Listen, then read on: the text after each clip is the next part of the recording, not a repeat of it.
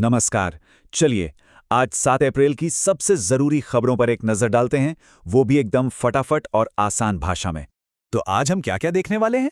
शुरुआत होगी पुरस्कार और सम्मान से, फिर चलेंगे राष्ट्रीय समाचारों की तरफ, विज्ञान की दुनिया में झांकेंगे, भारत और विश्व के रिश्तों पर बात करेंगे और आखिर में कुछ मजेदार जनरल नॉलेज की बातें होंगी।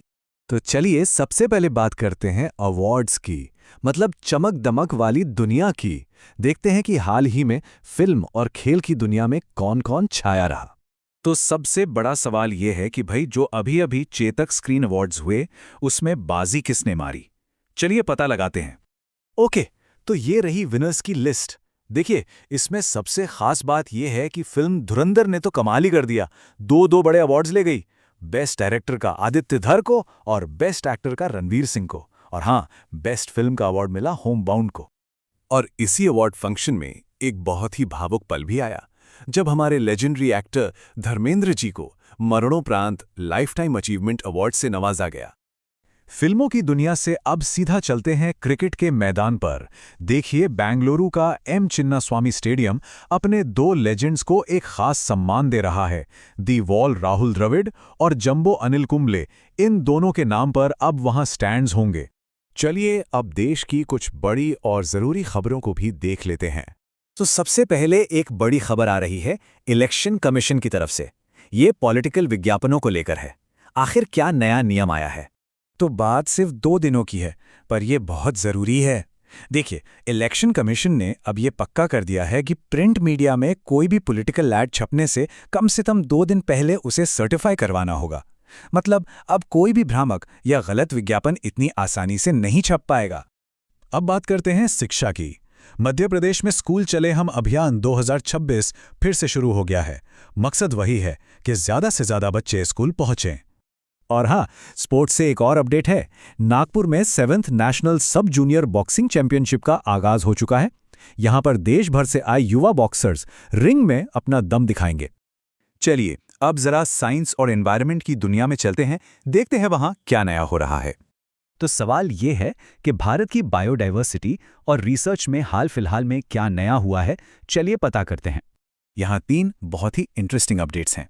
पहला, अरुणाचल प्रदेश में वैज्ञानिकों को रोव बीटल की 3 नई प्रजातियां मिली हैं। दूसरा, छत्तीसगढ़ के उदंती सीता नदी टाइगर रिजर्व में एक बहुत ही रेयर मतलब दुर्लभ जानवर देखा गया है, जो कि कंजर्वेशन के लिए एक बड़ी जीत है। और तीसरा, मैसूर में बायोटेक को सपोर्ट करने के लिए एक नया BRAC बायोनेस्ट इंक्यूबेशन सेंटर खोला गया है। इसी से जुड़ी एक और खबर है।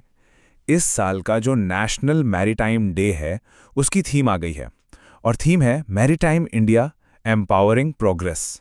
ये थीम दिखाती है कि भारत के समुद्री क्षेत्र की तरक्की कितनी अहम है। अब बात करते हैं भारत और उसके पड़ोसी देशों की। देखते हैं कि आस पड़ोस में क्या चल रहा है, खासकर मदद और सेहत के मामलों में। यहाँ 2 तस्वीरें हैं हमारे पड़ोस की। एक तरफ है अफगानिस्तान, जहां बाढ़ और भूकंप ने भारी तबाही मचाई और भारत ने वहां तुरंत मदद भेजी है। और दूसरी तरफ है बांग्लादेश, जो मीजल्स यानी खसरे से लड़ रहा है और वहां लाखों बच्चों के लिए एक बड़ा वैक्सीनेशन कैंपेन चलाया जा रहा है। और अब बारी है हमारे आखिरी और सबसे तेज सेक्शन की, रैपिड फायर जनरल नॉलेज। चलिए कुछ जरूरी और मजेदार फैक्ट्स पर जल्दी से नजर डालते हैं। शुरुआत इतिहास से। बात हो रही है 1741 की कोलाचेल की लड़ाई की। ये लड़ाई त्रावणकोर साम्राज्य और डच ईस्ट इंडिया कंपनी के बीच हुई थी, और ये बहुत अहम थी क्योंकि इसने भारत में डच पावर को एक बड़ा झटका दिया था। ओके, अगला फैक्ट ज्योग्राफी से। डंकन पैसेज ये साउथ अंडमान को लिटिल अंडमान से अलग करता है। और एक इकोनॉमिक्स से जुड़ा फैक्ट, नाबार्ड जो एक बहुत बड़ा बैंक है, उसे बनाने की सिफारिश बी शिवरामन कमेटी ने की थी। अब एक क्विक साइंस फैक्ट, साइनोकोबालामिन ये विटामिन B12 का ही केमिकल नाम है। ये वही विटामिन है जो हमारी नसों को हेल्दी रखने और खून बनाने के लिए बहुत जरूरी है। और आखिर में इकोनॉमिक्स से एक बहुत ही दिलचस्प कॉन्सेप्ट है, लाफर कर्व।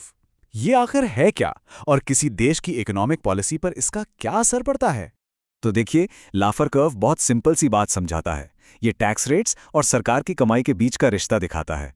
इसका कहना है कि एक पॉइंट के बाद अगर आप टैक्स रेट्स बढ़ाते जाएंगे तो सरकार की कमाई बढ़ने के बजाय घटने लगेगी, क्योंकि ज्यादा टैक्स की वजह से लोग काम करना या पैसा लगाना कम कर देते हैं। और इसी सवाल के साथ हम आज का यह सेशन खत्म करते हैं। सोचिए कैसे एक साधारण सा कर्व, एक ग्राफ किसी भी देश की पूरी इकोनॉमिक पॉलिसी को बदल सकता है और यह तय कर सकता है कि सरकारें कितना टैक्स लेंगी। इस पर जरूर सोचिएगा।